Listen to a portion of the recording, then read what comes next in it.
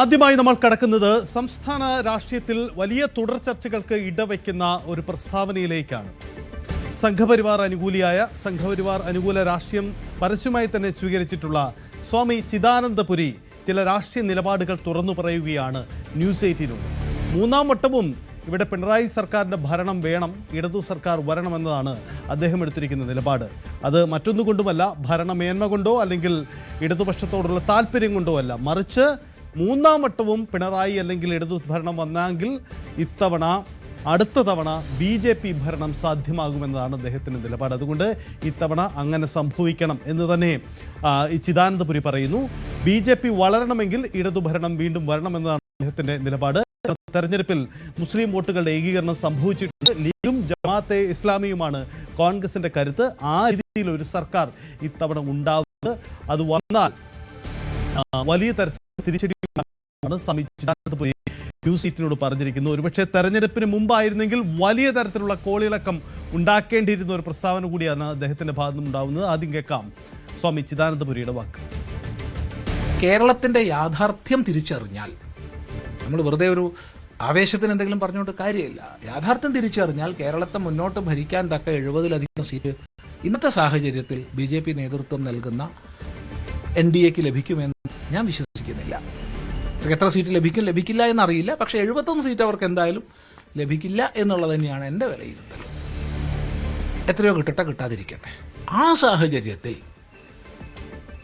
ഒരു ഇസ്ലാമിക രാഷ്ട്രം സൃഷ്ടിക്കാൻ വേണ്ടി തന്നെ പ്രവർത്തിക്കുന്ന ജമാഅത്തെ ഇസ്ലാമിയുടെ ബ്രെയിൻ ഉപയോഗിച്ച് നിലകൊള്ളുന്ന പ്രസ്ഥാനങ്ങൾ, അവ നേതൃത്വം നൽകുന്ന ഒരു വ്യവസ്ഥ ഉണ്ടാവരുത് എന്ന് പറഞ്ഞിട്ടുണ്ട്. എന്ന് വെച്ചാൽ ഇപ്പോൾ UDF-ൽ തീർച്ചയായിട്ടും മുസ്ലിം ലീഗും ജമാഅത്തെ ഇസ്ലാമിയുടെ ആനുകൂല്യം എല്ലാം ചേർന്നൊരവസ്ഥയാണുള്ളത്.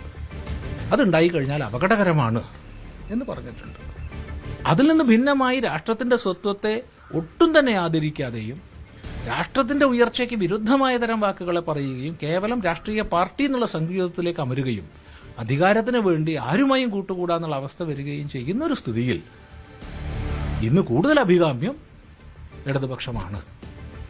പ്രത്യേകിച്ച് ശ്രീ പിണറായി വിജയന്റെ നേതൃത്വത്തിലുള്ള വ്യവസ്ഥയാണ് എന്ന് തന്നെ സൂചിപ്പിച്ചിട്ടുണ്ട്. സ്പഷ്ടമായി പറഞ്ഞിട്ടൊന്നുമില്ല. ബംഗാളിലൊക്കെ തുടർഭരണം ഒരു വലിയ വീഴ്ചയിലേക്കാണ് ഇടതുപക്ഷം അയച്ചത്. ഇപ്പോൾ ത്രിപുരയിൽ പോകുന്നു.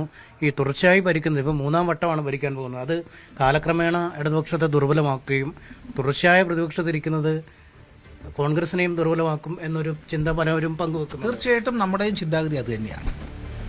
കാരണം മാർക്സിസ്റ്റ് പാർട്ടിയെ സംബന്ധിച്ച് അത് വികസിച്ച് വന്നിട്ടുള്ളത് സമരങ്ങളിൽ അധിഷ്ഠിതമായിട്ടാണ്, പ്രക്ഷോഭങ്ങളിൽ അധിഷ്ഠിതമായിട്ടാണ്.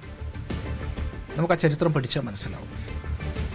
കമ്മ്യൂണിസം, പ്രത്യേകിച്ച് മാർക്സിസം, മാർക്സിസ്റ്റ് ചിന്താധാരകൾ ഒത്തൊരുമിച്ച് വന്നിട്ടുള്ള ആ ഒരു പൊളിറ്റിക്കൽ മൂവ്മെന്റ് ശക്തി പ്രാപിച്ചിട്ടുള്ളതൊക്കെയും സംഘർഷങ്ങളിലൂടെയും സമരങ്ങളിലൂടെയും പ്രക്ഷോഭങ്ങളിലൂടെയാണ്. അപ്പം ഭരണത്തിരിക്കുമ്പോൾ അവയ്ക്ക് സാധ്യതയില്ല. ഭരണത്തിനെതിരായി പ്രക്ഷോഭം ചെയ്യാൻ അസാധ്യമാണ്. അപ്പം പ്രക്ഷോഭങ്ങളില്ലെങ്കിൽ അവർ തളരും. അപ്പം എവിടെ CPM ഭരിക്കുന്നുണ്ടോ തുടർച്ചയായിട്ട് അവിടെ അവർ ദുർബലരാകും. എപ്പോൾ പ്രതിപക്ഷത്തിരിക്കുന്നുണ്ടോ അപ്പോൾ സുശക്തരാകും. കാരണം അവിടെ സമരങ്ങളും പ്രക്ഷോഭങ്ങളും ഒഴിഞ്ഞ നേരം ഉണ്ടാവില്ല. ഇവർ ചെയ്തു വെച്ചതിന് തുടർച്ച അവർ കഷ്ടപ്പെട്ട് മുന്നോട്ട് കൊണ്ടുപോകുമ്പോൾ ഇവർ സമരം ചെയ്യും. അത് തുടങ്ങി വെച്ച് ഞങ്ങളാന്നപ്പോൾ ആലോചിക്കില്ല.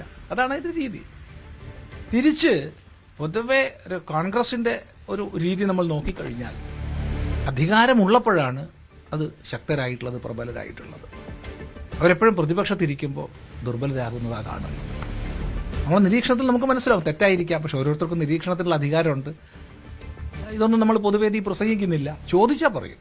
അങ്ങ് ചോദിച്ചുകൊണ്ടാണ് ഞാൻ പറയുന്നത്. അല്ല, അപ്പോൾ അങ്ങനെയാണെങ്കിൽ ഇടതുപക്ഷത്തിന് തുടർഭരണവും കോൺഗ്രസിന് പ്രതിപക്ഷവും തന്നെയാണ് താങ്കളുടെ ആഗ്രഹം? തീർച്ചയായിട്ടും കേരളത്തെ സംബന്ധിച്ച്. എന്നാൽ മാത്രമേ അടുത്ത BJPക്ക് എത്താൻ കഴിയുള്ളൂ. എന്തായാലും അത് തന്നെയാണ് വിചാരം.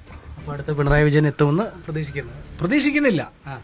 അത് നമുക്ക് ആഗ്രഹിക്കുന്നു. ഇപ്പം മറ്റൊരു വിവാദം കൂടി ഇപ്പം അദ്ദേഹത്തിന്റെ വാക്കുകളാണ് നമ്മൾ കേട്ടത്. തീരുന്നില്ല. സ്വാമി ചിദാനന്ദപുരി മറ്റു ചില കാര്യങ്ങൾ കൂടി പറയുന്നുണ്ട്. അതായത് അടുത്തിടെ ഏറ്റവും വിവാദമായതാണ് നന്ദഗോവിന്ദം ഭജൻസുമായി ബന്ധപ്പെട്ട വിവാദങ്ങൾ. ഈ ഭജൻസുമായി ബന്ധപ്പെട്ട വിവാദത്തിൽ ചിദാനന്ദപുരി പ്രതികരിക്കുന്നത് ഇങ്ങനെയാണ്: ഗാനമേളയിൽ ഏതു മതത്തിന്റെ പാട്ടും പാടാം, പക്ഷേ ഭജന എന്ന പേരിലാണെങ്കിൽ ക്ഷേത്രവും ക്ഷേത്രവിശ്വാസങ്ങളുമായി ബന്ധപ്പെട്ട പാട്ടുകൾ മാത്രമാണ് ഇവിടെ അത് അവതരിപ്പിക്കേണ്ടതെന്നാണ് ചിദാനന്ദപുരി എടുക്കുന്ന നിലപാട്. മതേതരത്വത്തിൻ്റെ ഭാരം മുഴുവൻ ചുമക്കേണ്ടത് ഒരു സമൂഹം മാത്രമല്ല. ഗുരുവായൂർ അമ്പലനടയിൽ എന്ന ഗാനം യേശുദാസിൻ്റേതല്ല. യേശുദാസ് പ്രതിഫലം വാങ്ങി പാടിയ ആൾ മാത്രമാണ്. പാട്ടെഴുതിയത് വയലാറും സംഗീതം നിർവഹിച്ച ദേവരാജനുമാണ്. 1000 കാതം അകലെയാണ് എന്ന പാട്ട് പാടിയതിനാൽ യേശുദാസിനെ മക്കയിൽ കയറ്റുമോ എന്ന ചോദ്യവും ചിദാനന്ദപുരി ഉന്നയിക്കുക. ഈ വിഷയത്തിൽ ആ ക്ഷേത്രത്തിൻ്റെ ചുറ്റുപാട്, ആ ക്ഷേത്രത്തിൻ്റെ പ്രവർത്തകരുമായിട്ട് മുൻകൂട്ടി ആലോചിച്ചിട്ടാണോ നന്ദഗോവിന്ദ ഭജൻസ് പാടിയത് തുടങ്ങിയ വിഷയങ്ങളൊന്നും എനിക്ക് വ്യക്തിപരമായിട്ട് അറിയില്ല. അതുകൊണ്ട് ഒരു ബ്ലാങ്കറ്റായിട്ട് അവരെ ആക്ഷേപിക്കാനോ അനുകൂലിക്കാനോ എനിക്ക് സാധിക്കില്ല. പക്ഷെ ഒന്ന് പറയാം, ഒരു ഗാനമേളയാണെങ്കിൽ അതിലേത് തരം പാട്ട് പാടിയാലും ഒരു കുഴപ്പമില്ല. അത് ക്രിസ്തീയമോ ഇസ്ലാമികമോ ഹൈന്ദവമോ ഇനി നിരീശ്വരവാദപരമോ ഏതോ ആയിക്കോട്ടെ, ഗാനമേളയിലെല്ലാം പാടാം തീർച്ചയായിട്ടും. ഇനി ഭജന എന്നുള്ള പേരിലാണെങ്കിൽ നന്ദഗോവിന്ദം ഭജൻസ് എന്നാണല്ലോ. അപ്പം ഭജൻ എന്നുള്ള രീതിയിൽ ക്ഷേത്രത്തിൽ ചെയ്യുമ്പോൾ കഴിയുന്നതും ക്ഷേത്രവുമായും ക്ഷേത്രവിശ്വാസവുമായും ബന്ധപ്പെട്ടിട്ടുള്ള ഭജനകളായിരിക്കണം അവിടെ പാടേണ്ടത്. അല്ലാത്തത് ഭജനയുടെ ഭാഗമായിട്ട് പാടരുത് എന്നാണ് എൻ്റെ ഒരു അഭിപ്രായമുള്ളത്. പക്ഷേ ഈ പറഞ്ഞതുകൊണ്ട് അവരെ നിന്ദിക്കാനോ വിമർശിക്കാനോ ഞാനില്ല. കാരണം ഏതൊക്കെ സാമൂഹിക സാഹചര്യങ്ങൾ അവിടെ നിലനിൽക്കുന്നുണ്ട്, ക്ഷേത്രത്തിൻ്റെ പ്രവർത്തകർ അവരോട് ആവശ്യപ്പെട്ടിരുന്നു, ഇതൊന്നും നമുക്കറിയില്ല. അതുകൊണ്ട് അത്തരം ഒരു അറിയാത്തൊരു വിഷയത്തെക്കുറിച്ച് അഭിപ്രായ പ്രകടനത്തിന് നമ്മൾ മുതിരുന്നില്ല. പക്ഷെ ഒന്ന് പറയാം, ഭജന എന്നുള്ള നിലയ്ക്ക് ഒരു മതേതരത്വത്തിൻ്റെ ഭാവം അണിയാൻ വേണ്ടി ഇതര മതവിശ്വാസങ്ങൾ ക്ഷേത്രത്തിൽ പാടേണ്ട ആവശ്യമില്ല. അങ്ങനെയാണെങ്കിൽ എല്ലാവരും അത് അംഗീകരിക്കണം. പള്ളികളിൽ രാമനെക്കുറിച്ചും കൃഷ്ണനെക്കുറിച്ചും ഭഗവതിയെക്കുറിച്ചും അയ്യപ്പനെക്കുറിച്ചും പാടണം. അതുപോലെ ഇസ്ലാമിക ചടങ്ങുകളിൽ ഹൈന്ദവ ക്രിസ്തീയ കീർത്തനങ്ങൾ പാടണം. അങ്ങനെ എല്ലാവരും എല്ലാം അംഗീകരിക്കുന്ന ഒരു സമൂഹമാണെങ്കിൽ സന്തോഷം. അല്ലാതെ എല്ലാം അംഗീകരിക്കാൻ ഒരു സമൂഹം മാത്രം എന്നുള്ളത് വികലമായ കാഴ്ചപ്പാടാണ്. ഇതിന് പലപ്പോഴും പലരും മറുപടി പറയുക, അങ്ങനെയാണെങ്കിൽ യേശുദാസിന്റെ പാട്ട് നിങ്ങൾ ശബരിമലയിൽ വെക്കരുത് എന്നൊക്കെ പറയാറുണ്ട്. യേശുദാസിന്റെ പാട്ടെന്ന് പറഞ്ഞാൽ യേശുദാസ് ഭക്തനാണ്, അദ്ദേഹം ഭക്തിപൂർവ്വം പാടി, ആ പാട്ടാണ് വെക്കണത്. ഇനി ഒരാൾ എന്നോട് ചോദിച്ചിട്ടുണ്ട്, ഗുരുവായൂർ അമ്പലനടയിൽ ഒരു ദിവസം ഞാൻ പോകും എന്ന് യേശുദാസ് പാടിയില്ലേ, അപ്പോൾ യേശുദാസിനെ കേട്ടണ്ടേ? യേശുദാസ് അല്ല പാടിയത്, അത് വയലാർ രാമവർമ്മ എഴുതിയതാണ്, ദേവരാജൻ ട്യൂൺ ഇട്ടതാണ്, സംഗീത സംവിധാനം ചെയ്തതാണ്, ദേവരാജന്റെ നിർദ്ദേശമനുസരിച്ച് യേശുദാസ് പാടിയതാണ്. അദ്ദേഹം പ്രതിഫലം വാങ്ങുകയും ചെയ്തിട്ടുണ്ട്. പ്രതിഫലത്തിന് വേണ്ടി പാടിയതാണ്. യേശുദാസ് മഹാനായ ഗായകനാണ്, ഞാൻ അങ്ങേയറ്റം മനസ്സുകൊണ്ട് പൂജിക്കുന്ന ഒരു ഗായകനാണ്.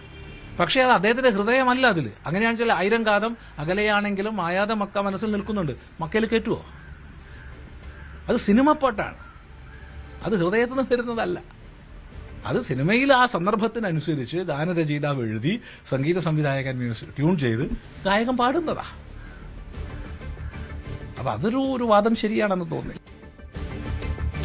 MS അനീഷ് കുമാറാണ് ചിദാനന്ദപുരിയുമായി സംസാരിച്ച് വിശദമായി രാഷ്ട്രീയവും ഒപ്പം തന്നെ സമീകാല വിഷയങ്ങളിലും സംസാരിച്ചത്. MS അനീഷ് കുമാർ തന്നെ നമുക്കൊപ്പം ചേരുന്നുണ്ട്. Aneesh, good morning. അനീഷ്, ഈ ചിദാനന്ദപുരി എന്ന വ്യക്തി സ്വാമി അദ്ദേഹം പറയുന്ന വാക്കുകളുടെ പ്രസക്തി വർദ്ധിപ്പിക്കുന്നത് ഈ ശബരിമല വിവാദ കാലത്തെല്ലാം സർക്കാരിനെതിരെ അതിശക്തമായി നിലപാടെടുത്ത വ്യക്തിയാണ്.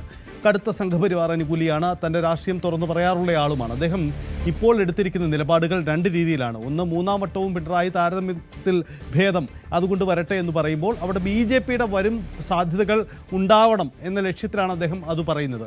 ഒപ്പം തന്നെ സംസ്ഥാനത്ത് വലിയ രീതിയിലുള്ള ധ്രുവീകരണം സംഭവിച്ചിട്ടുണ്ട്. അത് കോൺഗ്രസ് ഒരു മുസ്ലിം പ്രീണന രാഷ്ട്രീയം കളിക്കുന്നു എന്ന് കൂടി അദ്ദേഹം പറഞ്ഞു വെക്കുന്നുണ്ട്. എന്താണ് ചിദാനന്ദപുരി അദ്ദേഹം കൂടുതലായി പറഞ്ഞത്? അദ്ദേഹം പറയുന്നതിൻ്റെ രാഷ്ട്രീയം എന്താണ്?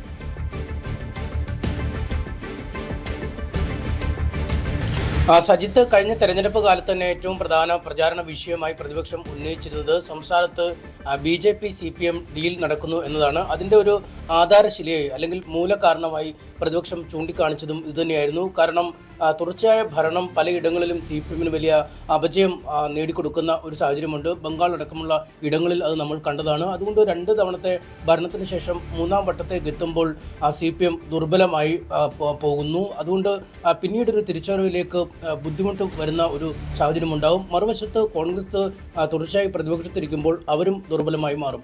അതായത് കേരളത്തിലെ രണ്ട് പ്രധാന മുന്നണികൾ ഭരണത്തിലൂടെയും പ്രതിപക്ഷത്തിരുന്നും ദുർബലമാകുമ്പോൾ BJPക്ക് ഒരു തുറന്ന വാതിൽ ഭരണത്തിലേക്ക് ഉണ്ടാവുന്നു എന്ന വിലയിരുത്തൽ. അതുകൊണ്ട് BJP ഇത്തവണ തീർച്ചയായും ഇടതുപക്ഷം ജയിക്കണമെന്ന ആഗ്രഹത്തിൽ അല്ലെങ്കിൽ മൂന്നാം ഭരണം CPM-ന് വേണം എന്ന ആശയത്തിൽ നിൽക്കുന്നവരാണ്. അതുകൊണ്ട് പലയിടത്തും വോട്ടുകൾ മറിച്ച് നൽകി CPM-നെ വിജയിപ്പിക്കും എന്ന ഒരു ആരോപണമാണ് അവർ മുന്നോട്ട് വെച്ചത്.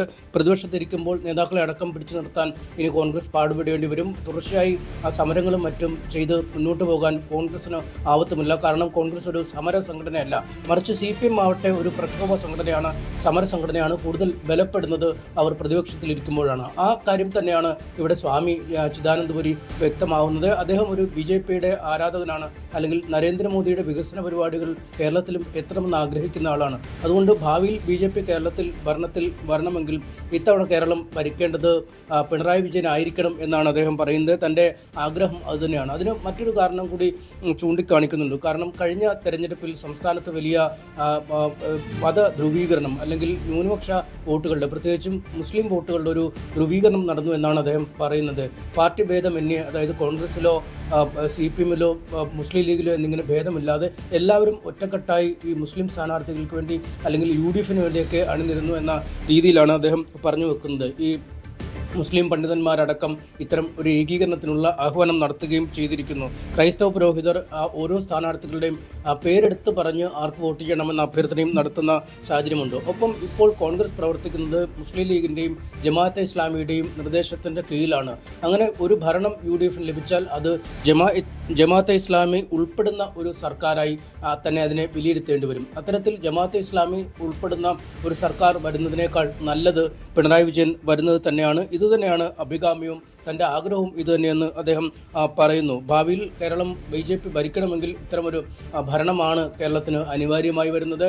സമരസംഘടന എന്ന രീതിയിൽ നിന്നും CPM മാറുമ്പോൾ CPM-ൻ്റെ അപജയത്തിനത് കാരണമാകുന്നു. പ്രതിപക്ഷത്ത് തുടർച്ചയായി ഇരിക്കുന്നത് കോൺഗ്രസിനെയും ദുർബലമാക്കും. അങ്ങനെയെങ്കിൽ BJPക്ക് അതിവിദൂരമല്ലാത്ത ഭാവിയിൽ കേരളത്തിൽ ഭരണത്തിനെത്താം. എന്തായാലും അടുത്ത തവണ BJP കേരളം ഭരിക്കാൻ പോകുന്നില്ല എന്ന് അദ്ദേഹം തീർത്തു പറയുന്നുണ്ട്. അതുകൊണ്ട് തന്നെ BJPയുടെ സാധ്യതകൾ പൂർണ്ണമായും കിടക്കുന്നത് അടുത്ത തുടർഭരണത്തിലാണ് എന്നും വ്യക്തമാക്കുന്നു. നേരത്തെ കോൺഗ്രസ് അടക്കമുള്ള ആളുകൾ പറഞ്ഞു വെച്ചിരുന്ന ഒരു കണക്ക് ഇതുതന്നെയാണ്. കാരണം ഇത്തരത്തിൽ CPM ദുർബലമായെങ്കിൽ അല്ലെങ്കിൽ കോൺഗ്രസ് ദുർബലമായെങ്കിൽ മാത്രമേ BJPക്ക് കടന്നു കയറാൻ കഴിയുകയുള്ളൂ. അതുതന്നെയാണ് BJPയുടെ ഏറ്റവും അടുത്ത ബന്ധം പുലർത്തുന്ന, BJPയുടെ ആശയങ്ങളോട് പൂർണ്ണമായി യോജിക്കുന്ന, BJPയുടെ ഒരു സഹയാത്രികൻ എന്ന് തന്നെ വിശേഷിപ്പിക്കാൻ കഴിയുന്ന, സംഘപരിവാരത്തിൻ്റെ പരിവാര അംഗം എന്ന് തന്നെ വിശേഷിപ്പിക്കാൻ കഴിയുന്ന സ്വാമി ചിദാനന്ദപുരി പറഞ്ഞു വെക്കുന്നത്. സജിത്ത്.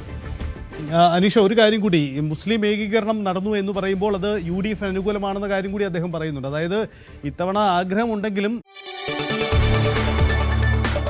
കൂടുതൽ വാർത്തകൾക്ക് News 18 Keralam YouTube channel subscribe ചെയ്യുക.